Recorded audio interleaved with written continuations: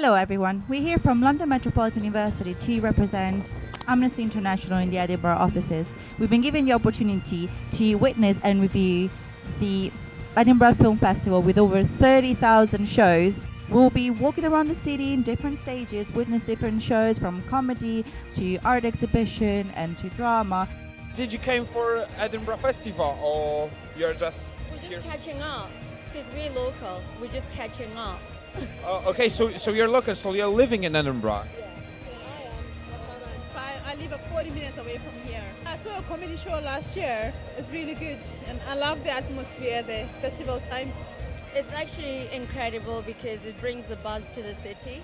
So I like it. There's lots of good food. It's very multicultural at this time of the year. You meet incredible people. You hear more than one language in one small place. That's it for me. It's amazing. That sounds great.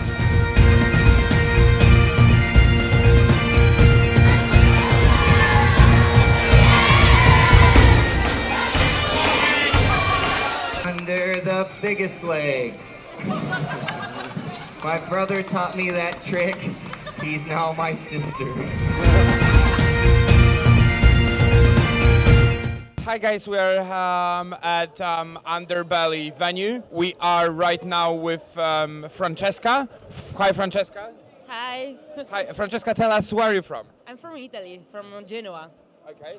And are you living in Edinburgh or you just came for a festival? No, I'm living in Edinburgh. I'm promoting at the moment Diary of an Expat. It's an amazing show about a girl who leaves Italy and try to conquer London. Edinburgh is so unique because it's a very cosmopolitan city and you can meet people from everywhere and also you can, in this festival you can go out and make new friends, discover new part of the city, and no, it's amazing. Something you can. It's just amazing. Yeah. It's just amazing. Okay, so after the festival, you think that you're gonna miss it when you're gonna come back to like normal life? I think yeah, because Edinburgh changed a lot, so yeah, I think I'm gonna miss the feeling, the mood that there is during the festival. Yeah, the mood of it.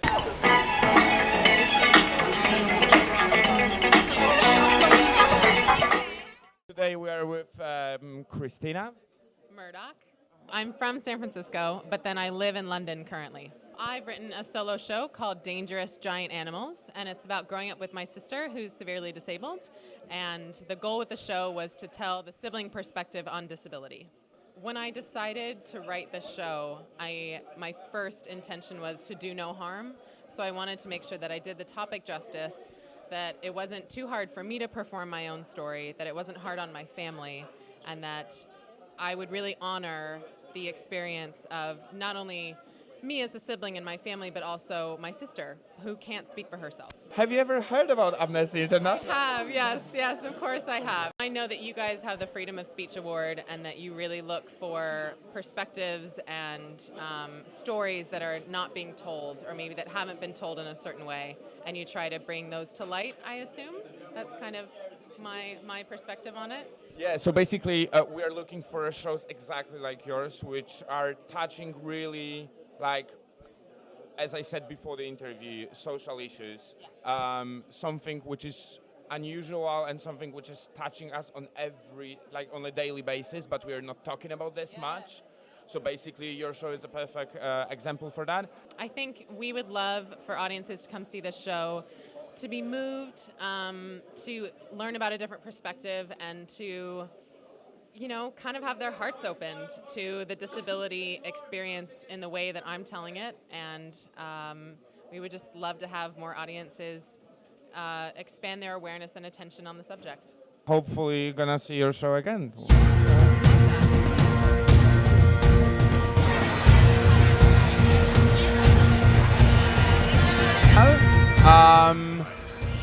Hi Scott. Hi.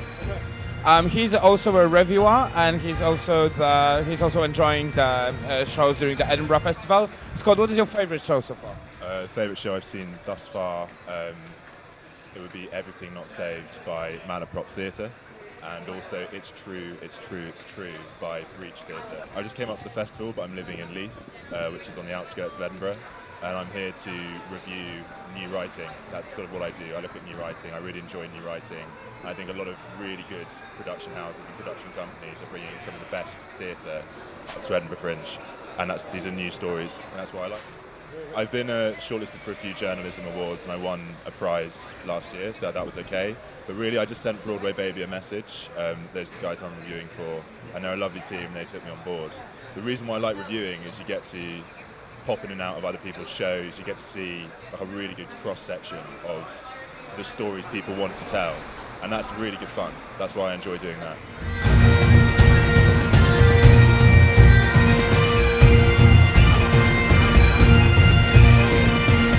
Why you think Edinburgh became the biggest theatre festival in the world? Why it's better than any other one? I think it's the biggest one because the venues are fun.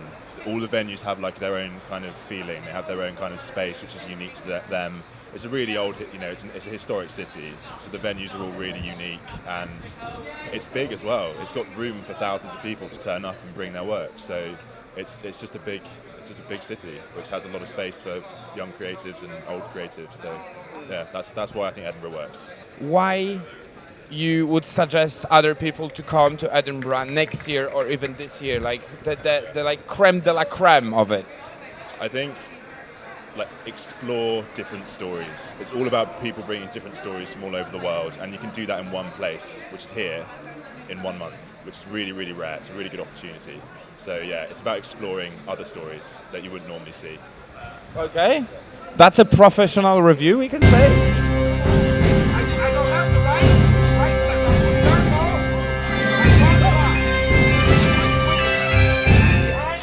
I'm from Australia. I'm from Melbourne. Oh, nice. And what made you get involved in the Fringe Festival in Edinburgh? I'm a comedian, but I'm not doing a show this year. I'm checking it out to bring a show over. So yeah, so I'm helping with some other shows.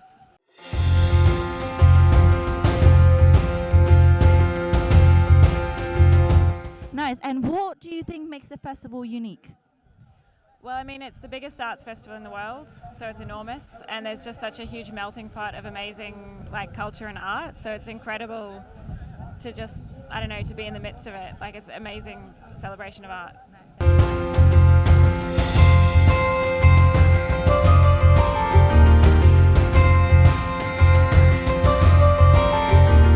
That's a couple of questions for Stephen. Why did you decide to participate to the Edinburgh Film Festival with your show, and what is the message that you're trying to send?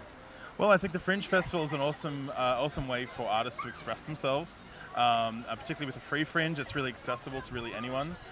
It's also really great for a new show, for new work, to try it out and see if it really does work before you take it on to maybe a national tour or something like that. Not that I'm ever going to go on a national tour, but it's nice to know that you can try something out without too much risk, I guess, is a nice way of doing it.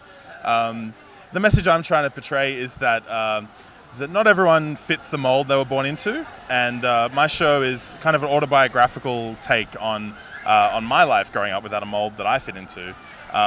And in my case, I'm a gay man who was brought up in a very kind of conservative environment, but a lot of people come to see my show who aren't necessarily gay, but they've not necessarily fit into where they were born, and they seem to connect with the show, so it's really cool. Thank you, hi, bye, thank you for watching. We're after a Starfish performance. We're with actors and director.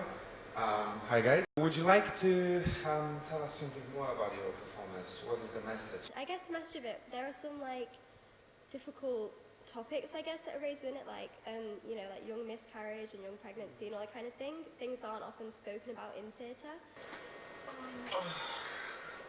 Morning. Morning. Hey, I made you a cup of coffee. I didn't put any milk or sugar in it. I didn't know how you have it.